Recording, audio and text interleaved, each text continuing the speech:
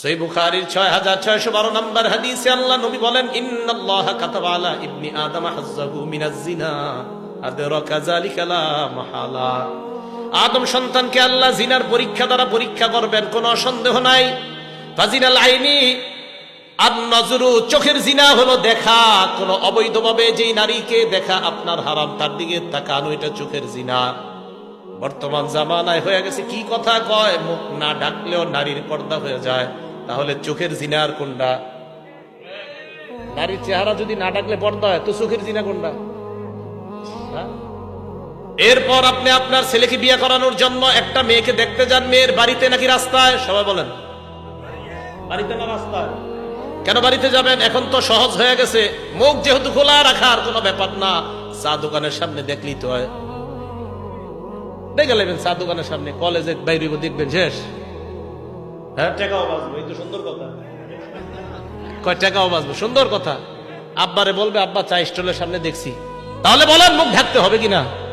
আরে মুখ ঢাকতে হবে বলেই তো ছেলে সামান্য সময়ের জন্য ওই দিন মেয়েটাকে দেখা যায় হয়।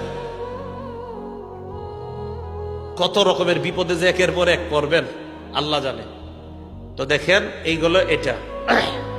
এরপরে রাসূল সাল্লাল্লাহু আলাইহি সাল্লাম বলেন, ওয়াজিনাল লিসান আল মানতিক, মুখের জিনা হলো কথা বলা।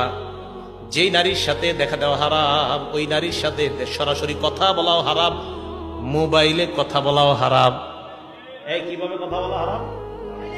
মোবাইলে আপনি অপরিচিত একটা নারীর সাথে কথা বললেন, কথা বলার পর রাত্রে আপনি বালিশে মাথাটা লাগায় চিন্তা করলেন, না জানি দেখতে তিনি কেমন।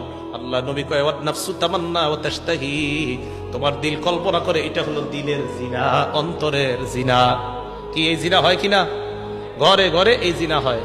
এবার বুখারীর হাদিস শুনেন, 5590, 5590 নম্বর হাদিস। ক্বালা রাসূলুল্লাহ সাল্লাল্লাহু আলাইহি ওয়াসাল্লাম, এই হাদিসের অনুবাদটা মন দিয়ে শুনলেন। লাকুনান্না মিন উম্মতি আকওয়াম, আমার উম্মতের মধ্যে এমন অনেক সম্প্রদায় বের হবে, ইস্তাহিল্লুনাল হিররা ওয়াল হারিরা, যারা জিনা করাকে হালাল মনে করবে, ওয়াল হারির, রেশমের পোশাক পরা হালাল মনে করবে, ওয়াল খামরা, মদ পান করা হালাল মনে করবে, ওয়াল মাআজিফা, মাআজিফের অনুবাদ করমুনি, ঢোল তবলা গান বাদ্যকে হালাল মনে করবে। শুধু তাই নয়, বলবে আমি এমন কোন কিতাব বাকি নাই, সব পড়ছি, পড়ার পর কোথাও পাই নাই ঢোল তবলা হারাম। তাহলে বুখারীর এই হাদিসটা কই? কিতাবটা সব পড়ছেন, এটা পড়েন নাই, মানে এটা মনে হয় এই জায়গাটা রেখে গেছে।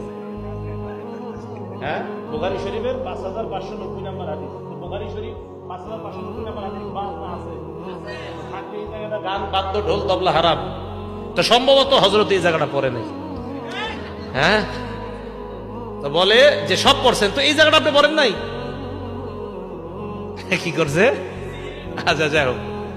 তাহলে যখন নাকি কেউ বলে যে গান বাদ্য হারাম, এটা হুজুররা কোথায় পাইছে, এই কথা বলার পরে নবীজির কথার উপর আমাদের ঈমান বেড়ে যায়, কারণ আমাদের নবীজি বলছে একটা সময় মানুষ গান বাদ্যকে হালাল মনে করবে।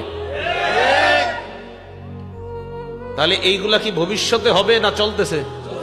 চলতেছে। আল্লাহ বুঝার তৌফিক দান করেন।